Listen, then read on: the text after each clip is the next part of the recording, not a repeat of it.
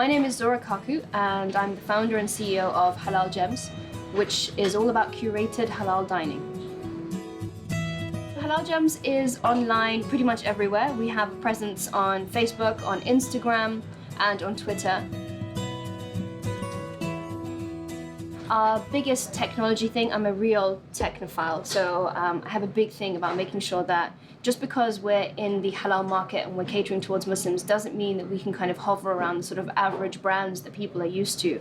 I think we want it to be a fantastic brand, no matter how you look at it, in terms of design, in terms of the quality of what we do, and in terms of the innovation. So the first thing that we did with Halal Gems magazine is we thought, actually, the magazine, we don't just want it to be a PDF. We want it to be truly interactive, and so we built something where you can really play with it. And we have games even in the magazine. People spend on average 13 minutes in the magazine, which is a very long time. It's longer than reading sort of long-form news. And the reason for that is because it's fun, it's interactive, you can play around with it. And the idea there is that we wanted to raise the standard. So even if Halal Gems magazine doesn't exist in a few years' time, the next person who's creating a magazine needs to create something that's just as good technology-wise, because people will expect to be tapping things and for things to be happening. So that was why we made sure that it was a truly interactive digital magazine.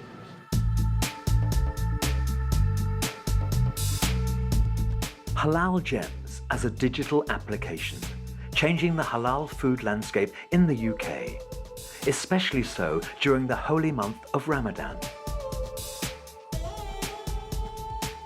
If you come to a Western country where not everything is halal, you need to know where to find halal food, and you need to know where to find good halal food. You know, you've only got a few days, you want to make sure that they count. You can get some really, really amazing food. The UK, and London in particular, has to be one of the most amazing places for food in general, and you really want to try that, but just halal.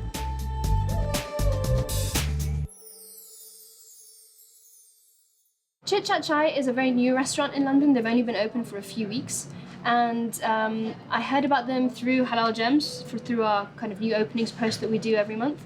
And my colleague Roman and I were really excited about them because they have a really interesting concept. They're taking Indian street food and bringing it indoors to a restaurant, which is fantastic.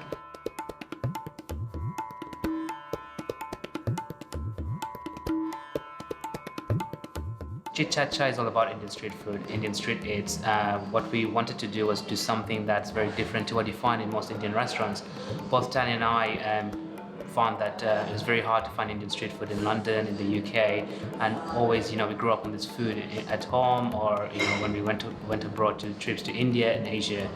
So we really wanted to do something different, and that's where the idea of Chit Chaat Chaai was born from. And we're trying to bring to the UK, and in particular London market for now, a very interesting range of Indian street food items, and also the drinks as well. If you look at the drinks, they are very interesting. We're trying to give a very interesting atmosphere or vibe to the customers who come here. So it's not only about the food, but also the decor, the experience that they get. So chaat is Indian name for street food. It's savory snack.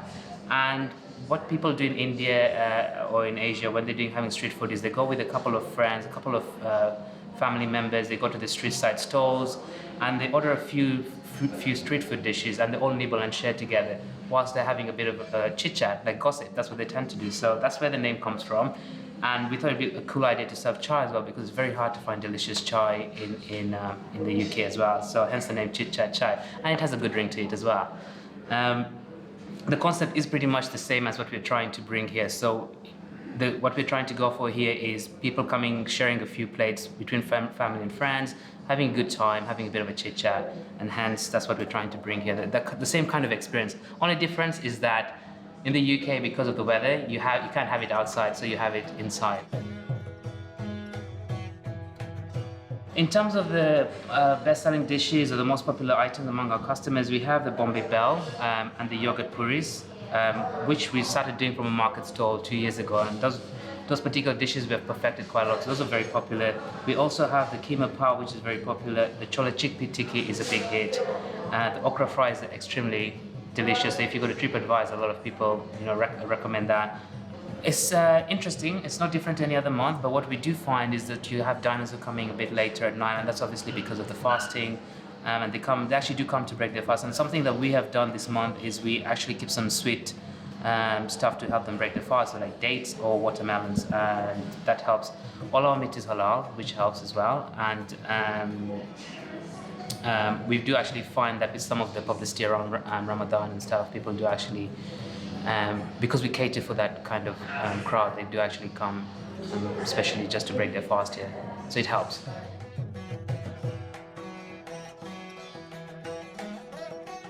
At Halal Gems, we try not to define what we mean by halal. And the reason for that is because there is a huge range of opinion in the UK Muslim community about what halal means. And I think it's one of the strengths of our community, really, that we have this diverse range. So for some people, it's not halal to have your food, even if it's slaughtered halal, when there's alcohol present at the table or in the restaurant that you're at. For some people, they need to make sure that animals are not stunned before they're slaughtered. For some people, it's the other way around. And for us, the idea is that your definition of halal is your definition of halal, and we're not going to judge that. What we want to do is to empower you with enough information that you can make that decision, that informed decision, on whether the restaurant that you're going to serves the kind of halal that you want. So the idea is, whatever kind of halal and whatever definition you have of halal, you should really be able to find food that fits that.